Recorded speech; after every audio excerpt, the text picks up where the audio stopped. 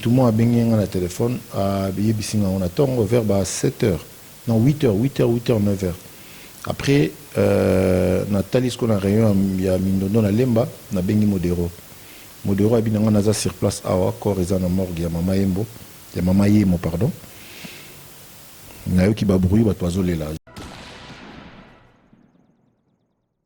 Il paraît, santé bandait déjà au déranger. Donc, santé bandait déjà au déranger, vraiment, ma cassie. Et puis, tant où papa n'a Belaki, c'était pas facile pour elle aussi. Et puis, en plus, Liwa, il y a maman Naye. Parlons un peu des vies des lois.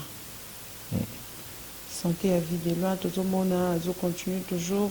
Tout le monde a maman Liva Yamba qui est, tout le monde a écouté maman Liva Yamba qui a encore qui est bamo, tout le monde a toujours na qui vie de loin malade, qu'on a besoin d'organiser qui t'est pour nous aider. Toi 23 et moi nous vivons. Tout s'organise qui 100 € par personne. Tout le monde a bon comment qui a $3 000. En fait, tout le monde qui a un esprit, tout le monde qui a un poids au traitement. Mais biso moko na kata groupe na biso toyina idée to bengisa na poto ya poto.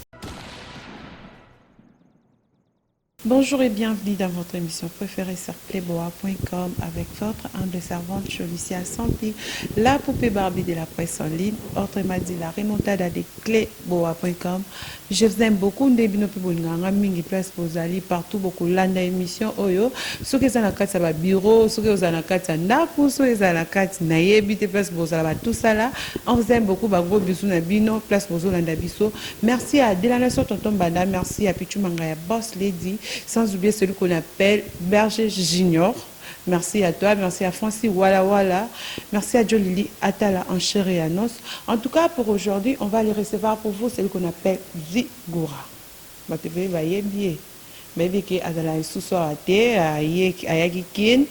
rapport à par rapport à l'actualité, concerne bango moko ochoku fa mindondo ne to profiter ki to bite to betani masolo to solane ni osoto solane mambo actualité matanga à part ana pe to beta masolo msusu kande boye bindenge zalaka. Là je vais aller dire bonjour à mon invité. Bonjour Zigora. Bonjour jolie sœur. Comment vous allez? Je vais bien, Nzamba Bateli, on est là, on est vivant, ça va. Bon ba séjour na kinezo le kande. Mbo na bisote. Bien sûr, les hommes pour la bino nous allons sauter. Kasi zara wa moi bima par rapport na ye ayo tala ba par na ya loba kena a se sentir mon paya. Non, je suis chez moi. Osez pas na bino bien sûr, mais ROY oyebi ko kenda moi trop moi kala. Babylone nous monde quand même échanger nengoye banzela ozo reconnaître au kaka ozo. Ouais, banzela non reconnaître le réseau pénaliser moi la circulation en fait. Trop d'embouteillages, bas moto et puis code de la route pena capote comme on dit les flamands. Donc koufi parce que en venant des trucs de l'aéroport jusqu'ici dans la résidence, tout souffrir ma casse. C'est-à-dire bas moto penezo les camions liboso donc aux yeux battés bah nan na bande à droite, nan na bande à gauche, tout sangani biso bas moto bas piéton. Bisotou dans une bande, tout le temps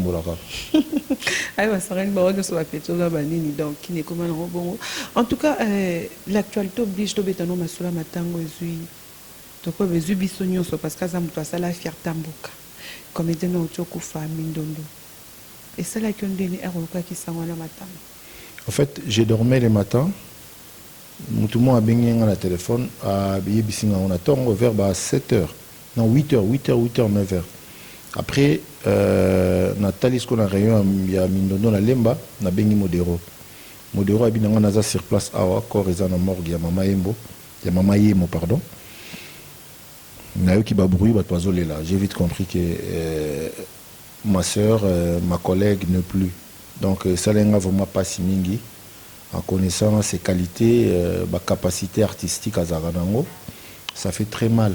Encore une fois, le monde culturel est frappé. Sa disparition est tiki vide parce qu'il y a le théâtre ou partout dans le domaine va remplacer à Batouté. On est talent va remplacer à Angoté. Mais sauf que l'artiste est le roi pour rater. À Tiki Libiso ou à Tiki Libiso. Donc quand on parle aujourd'hui des groupes Salongo, au les KT, aussi ça battu sur groupe salon on s'entend à combo Yaya Solange Mindondo. Donc j'ai perdu une sœur, une grande sœur pour moi, donc aînée dans le théâtre et ça fait très mal. Et tu peux nous expliquer à quoi finir parce que tu comment sur place mais tellement maintenant sur le là, toi ça qui vraiment mieux placé pour expliquer bisous le quoi fait les athées mais Robin qui modéro à expliquer au quoi finir des banda au bela ou soit tes amants si bête pardon. En fait pour ne pas dire des bêtises hein. Ouais. Ben information mais qui est dans Zanango qu'il paraît santé bandait déjà au déranger. Donc santé bandait déjà au déranger vraiment makasi. Et puis, tant où papa n'a Belaki, c'était pas facile pour elle aussi. Et puis, en plus, Liwa, il y a maman Naye, il y a affecté qu'il sous Makasi Mingi. Après, Nez Alaka se sentait déjà malade, il s'est kotaki, et puis, bah, choc. Et qu'on anticipait Liwa, on peut dire ça comme ça. C'est que j'ai comme information hein, pour l'instant. Bon, plus de détails, peut-être dans les jours à venir. Mais, où on a un qui m'a balimé, so dans le bout mabé bandeko balimbisanga mais la précision vraiment sûreté, tu vois, ça parle un peu dans tous les sens. Il fallait vraiment être vraiment précis pour comprendre ma kamuni et zolobama mais où on a qui pas ya bandeko nanga baza sur place yango. D'accord, merci beaucoup pour tes réponses Sigura. Tu as vu que liwe ou choko malelo non besoin ba précision te na ba makamo msusu non bosali na bino ba programme te. To beta non le solo ya liwa ya vie monderi o azali sur na bisote. Era kufa ki yo zaki non na poto. Ouais. Liwa wana bo s'organiser ki non ndeni ni bino ba poto. En fait, liwa monderi to biso na diaspora en tout cas to yokaki yango. Mais de dire que l'organisation moko na niveau de diaspora et na yokai bata France bah ça qui organisation pour ne pas dire bon que salama qui boye non mais na yokai bata France bah ça qui organisation bah ça qui moi bah nuit bah là qui ensemble mais pour récolter bah fonds des salama quitté mais bah là qui ensemble pour nous la grand frère Nabiso Roger Vika et puis toi na mona qui ça ina kati organisation j'étais très content parce qu'il y a des fissons sur côté du Cambo à Kendaravement Moulaï. On a parlé avec lui, tout cela qui a dit non, Mambé les cabines sous contrôle, de beau s'inquiéter, tout vu quelque chose pour tout counaï dignement. Donc on a tout se donné vraiment affronté pour organiser sur le plan financier. Et le reste, en tout cas, gouvernorat à Ville à Kinshasa, il paraît, c'est que j'ai comme info. Dans collège Mobimba Comédia on a Congo, bah ça a dit quelque chose pour lui. D'accord, merci. Bon souvenir nini, bon souvenir nous avons gardé pour n'avoir nos amis balé, Mindondo a sauté, Mondora a sauté, pour ça quand même n'a pas bon souvenir. Bon souvenir plus Mindondo a eu connaissance. Il y a beaucoup de naïe, respect, beauté, boyambani, boseki, les kilanga, musala kitoko, et les kabia à Zigura vraiment ou innova ou même la biso style asika. Là, c'est il y a Solange Mindondo. Mais pour Monduri, il fait partie de ma maître dans la. Parce que j'ai Pierre Moroboye, parce qu'il a coûté déjà à Monduri. Il avait un nom, et puis surtout il a besoin de bango, potoyer banapé na sima na bango. Donc il faisait partie, il y a un pourcentage de la carrière dans la. Donc il a vraiment très bien. On est joué ensemble, étant que grand frère. Et puis voilà, c'est un peu ça. Il était mon chef. Comme metteur en scène, Nago Pamangwaou. C'est comme ça que j'ai connu Monduri dans la Sansouane. D'accord, merci beaucoup Zigura. Parlons un peu de Zigura. Parce que on est actualité, il faut que tu bétail, tu comprends les camons bon côté, et ça comme comme bon groupe. Groupe Zigura. Groupe Zigura Koufa. Et Koufa pourquoi? Groupe Zigura Koufa qui parce que quand je suis parti en Europe, malheureusement, on a confié qu'il y a une responsabilité à groupe. On n'aura pas comme il faut en fait. On a une responsabilité de gérer le groupe. Mais bon, après, on a ça qui est rare, je peux dire ça comme ça. Comment ça, ça qui est rare? En fait, on a ça qui est rare, on a un groupe, il y a réalisateur. Alors, il y a vraiment une bêtise quand un groupe n'est pas réalisateur. Parce qu'il n'y a pas réalisateur, comédien, qui a un ancien groupe, c'est pas été. Alors, mais manifester qui ont devant la tête. C'est que vous s'est révolté à mon absence. C'est le cas Batumbo qui m'a dit alors, ma main était tellement courte, il y a 8000 km pour notre décision vraiment efficace. Parce que ma présence est pesée, mon absence et comment qui vraiment vide wana et personne respecté personne après là qui groupe ya kopanzana.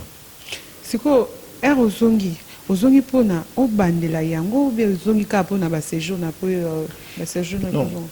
En fait, ngai na baki na sala voyage. Na sala voyage moko ya investigation. Na sala voyage moko ya connaissance, na sala voyage moko ya kutana bandeko na ngai. Ya kutana ba master na nga. Na ba master comme na mbongo, na bimaki na ye na kuti master na Malcolm Baya akom na 4 ndako. Sikoyo nga na ye. Qu'est-ce qu'il faut pour na suma pe 4 ndako? Alors, hier, on expliqué nga na sala ki boy na zone saki boy. Faut comprendre. Étant artiste dans Makila, je ne peux pas aujourd'hui dire que non, na rosala li sous théâtre. Ça c'est impossible. Mais on a changé quand même le style. Yakosa et la Moussala. On a quand même changé le style à la Moussala. Style Nabiso Zali que non, on fait ce travail pour valoriser notre culture. Faut comprendre. Tout ça, on peut valoriser la culture Nabiso. C'est-à-dire, tu prends les théâtres pour présenter culture congolaise na miso bateau. Mais ce qu'on a changé format. C'est-à-dire na koya tika na zana groupe na ko benga Jolicia na bengi yo na biaka tout ça la projet mo boyo. Créer déjà ba benga ngo. On peut pas dire nzonzing. Non, c'est pas nzonzing za terme moi tu le ba misi ba le atalako. Et là on combat mutu mais comme une connotation ya bateau misala ba osala en fait. Ah ya boka ka ya za atalako. OK c'est non combat. Ngana nzonzing bon OK. Par exemple, nous avons un clé, mais ce l'homme est mon ami, bazo luka journaliste, moi c'est l'homme moi na kena beta on a zondi. Kasi yango na biso pe to benga nzonzi, c'est-à-dire mutu mutana groupe na ye, mais so bosangani bosa eloko comme nzonzi. Sko appellation na ngana linga ngote. C'est-à-dire les artistes même aux États-Unis, au big groupe il y a Arnold Schwarzenegger. Bon groupe à Sylvester Stallone. Ça je connais. Oui, big groupe na ye. Groupe. C'est comme ça, c'est le style qu'on peut travailler. Les Nigérians font ça. Alors, il permettra de bima. On va faire un film en français, et on atteindre la couche. C'est-à-dire qu'il ne faut rien côté lango, béninois, pas côté lango. Il faut un film communautaire. Communautaire, on peut vivre, mais surtout élargir le marché et permettre à tout le monde à gagner pain. Oh, bah, nous avons parmi comme na 5, comme na 6. Il y a un projet qui prépare un film. Il y a une communauté qui sur Internet, dans le site à Bellevue. Mais après, c'est un projet avec le court-métrage à 25 minutes, avec des acteurs pros, avec des réalisateurs professionnels. Bon, ça fait tellement longtemps que tu es en Europe. Nandinga musika. Eromona ba mondo zalaki théâtre bando sana kin. Nandinga musika eromona mikolo mona wezo kendine so ken normal ba matisi musala ou soit ba kiti ou soit moi bêtise côté. Ouais, mais au fait na terme rentabilité, je peux dire théâtre kufa. Moi je suis un commercialiste. Je fais quelque chose pour avoir un petit rien. Ozoma to kenon na terme wana. En tant qu'artiste, musala ou d'abord to sala ngo par passion. Tu aimes ce travail, tu le fais parce que c'est vraiment ton gagne-pain. Mais si tu as un terme à rentabilité, tu as sur rentabilité. Courage aux jeunes, au bazo sala lelo, bazo sala fort. Malgré bazo gagner sous le parce que moi je me rappelle à l'époque, j'ai joué chez Kilimanjaro, si on a tourné 3 films, et dans moi je peux avoir 1200 euros. Donc 400 euros, si on en a 3, on a 900 balles dans la journée.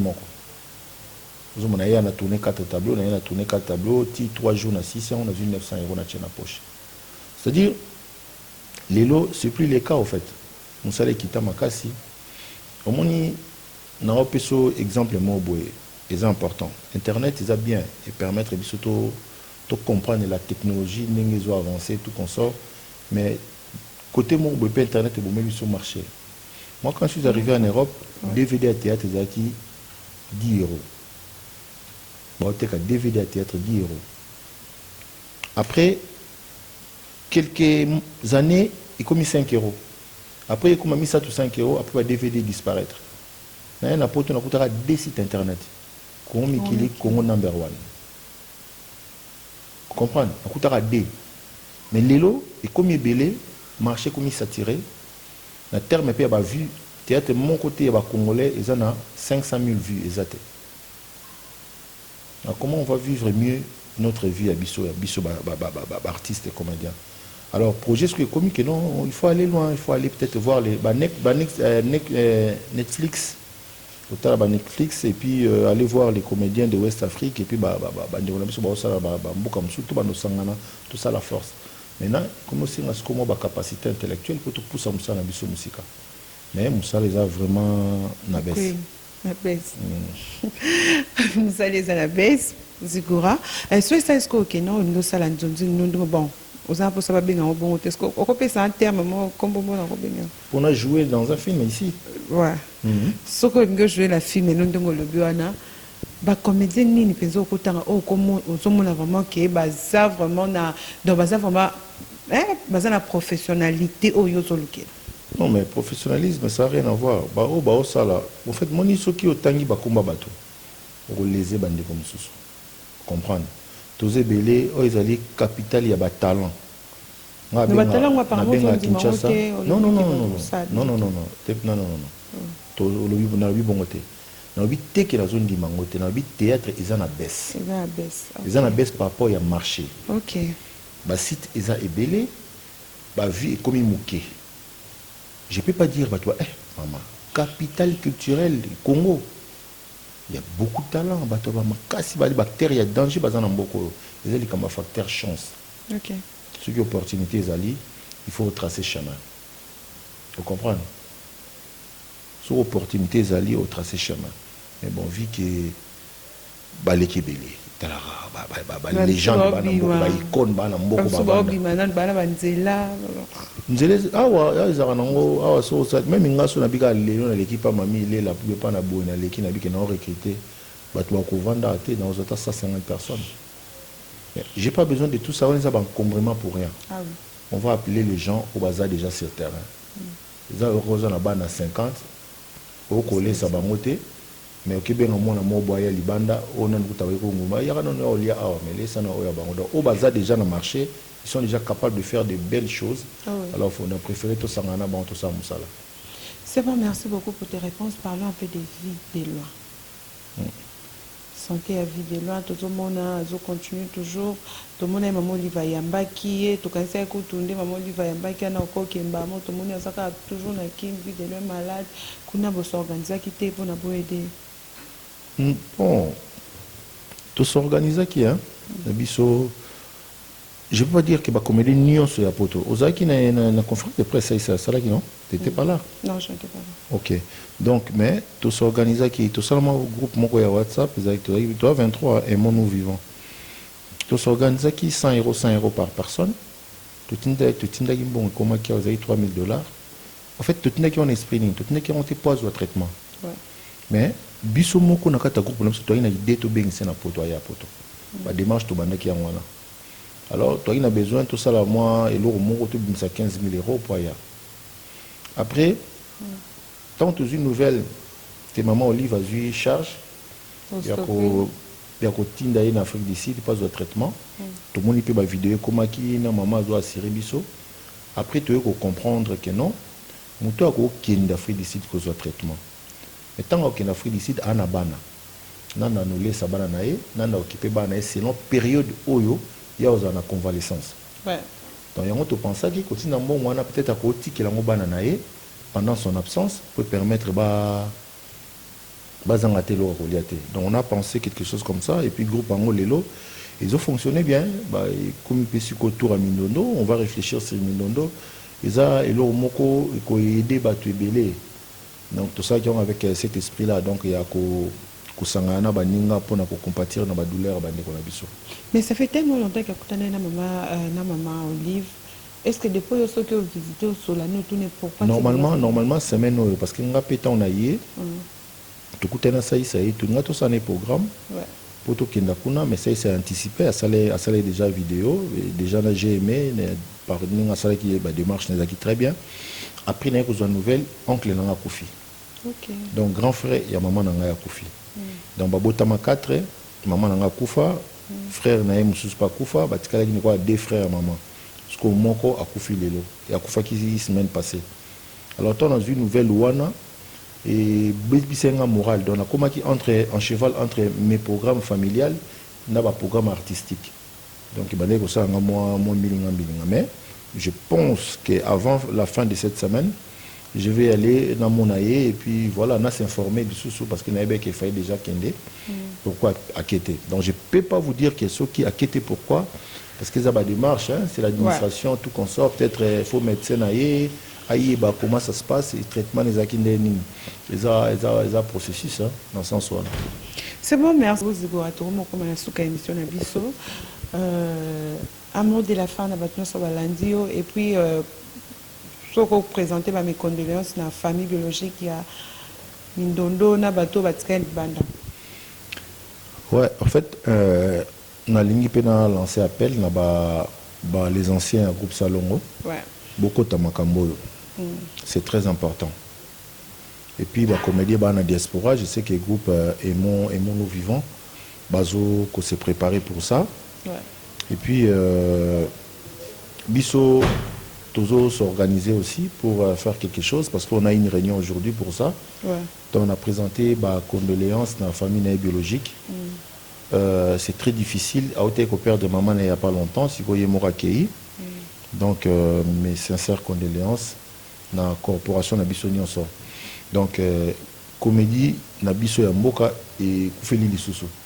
Vraiment, donc on a peine à comprendre pourquoi la comédie va comme